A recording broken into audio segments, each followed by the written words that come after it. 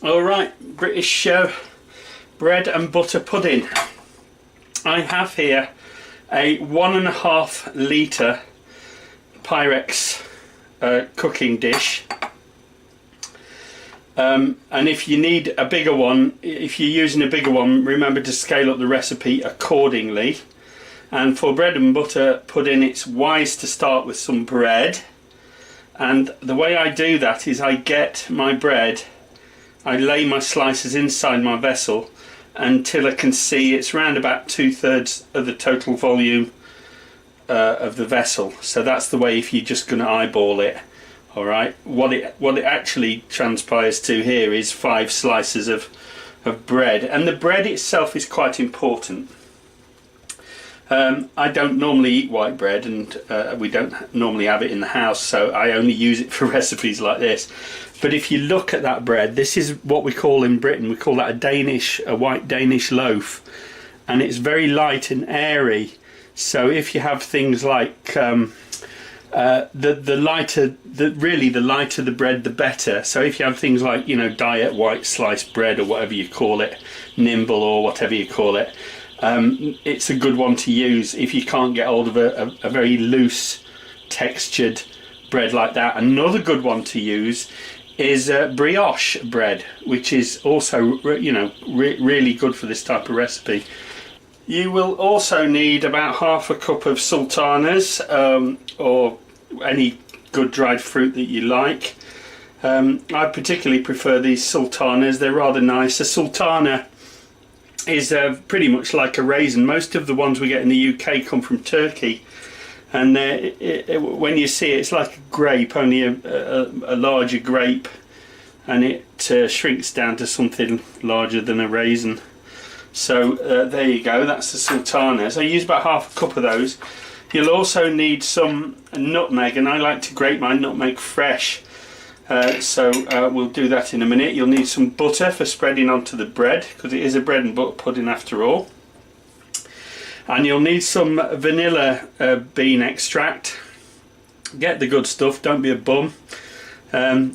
So you'll need a couple of drops of that, and you'll need some caster sugar. This is white caster sugar, and I'll show you how much I use of that as I go along. You'll need some milk. I'm not quite sure how much milk I'm going to use in this recipe just yet, but I've got about 1/2 litre there.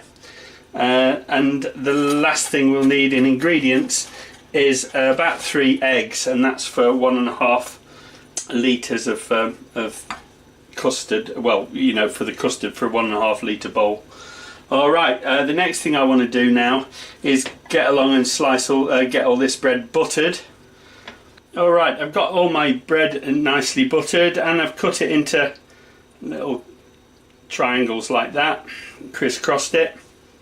And then what we do now is we take those and we put one layer in the bottom of the bowl, and this is where your discretion comes in, because this is how you choose exactly how much sugar you want and how much you don't want.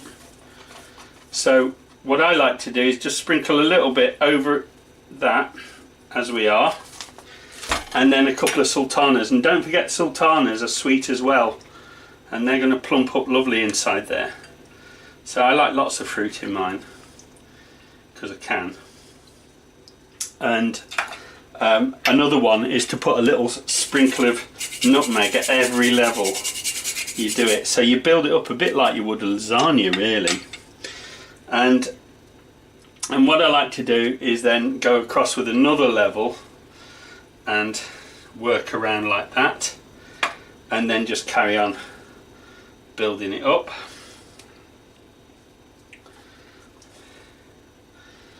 Don't need to get too posh with it, as long as it all gets in there. And then we just make sure the last bit at the top looks really pretty. Push that down, get some sugar on it.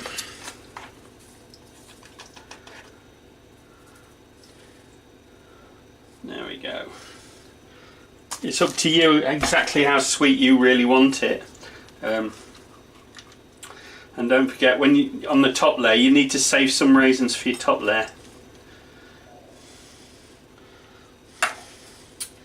Bit more nutmeg, because nutmeg is awesome in any kind of milk pudding.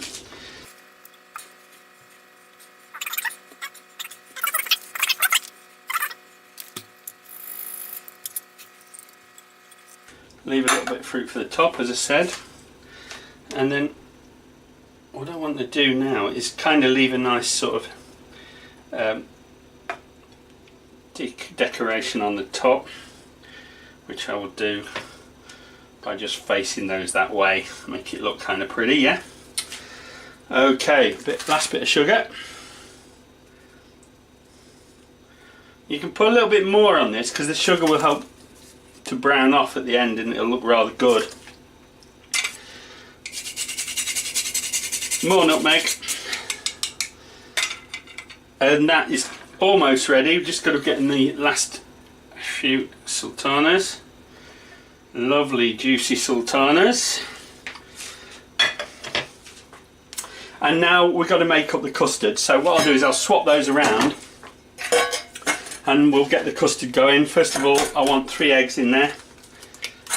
And the secret of this is in the eggs. Really, a lot of people don't mix the eggs well enough when they make this dish, and it's never quite as good. So really, you need to beat the eggs, and it's the same with scrambled eggs as well. You need to beat them for about a minute.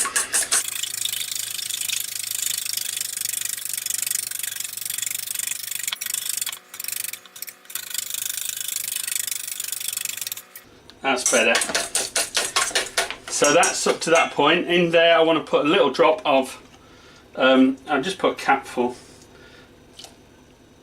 of my good quality vanilla bean extract in there. And I think all I want to do now is about double up that volume with milk to make my custard. So there we go. So it's about the same volume. Oh, that smells lovely now, that wonderful smell. Lovely. So,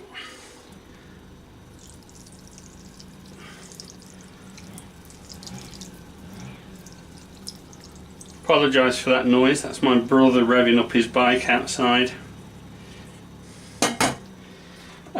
I think I want a little bit more custard on that. So what I'm going to do, there's plenty of eggs in there, I'm just going to add a little bit more milk. And as you see, I just want the custard to come up to about no more than an inch above the level of the rest, because this will all settle down as it cooks to make a wonderful dessert. I really love this dessert.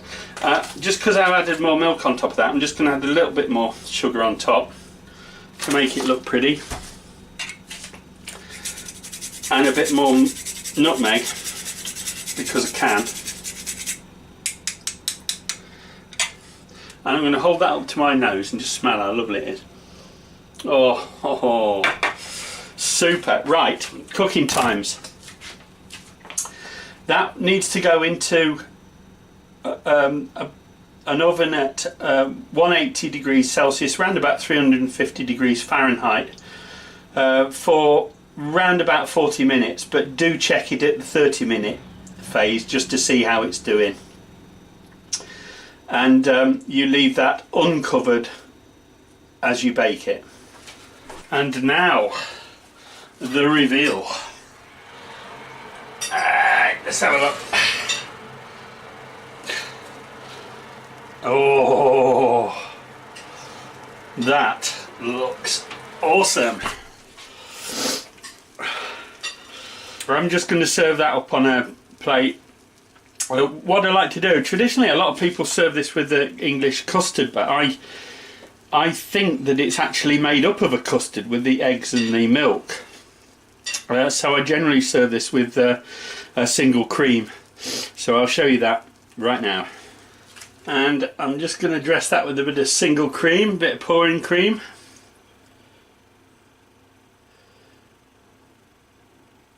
Lovely. And there you are. British bread and butter pudding. Enjoy.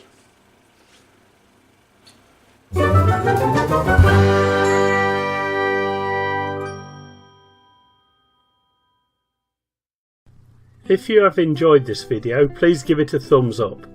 If you would like to follow my channel, please subscribe and be sure to click the bell icon to receive notification of all my upcoming videos. Thanks for watching.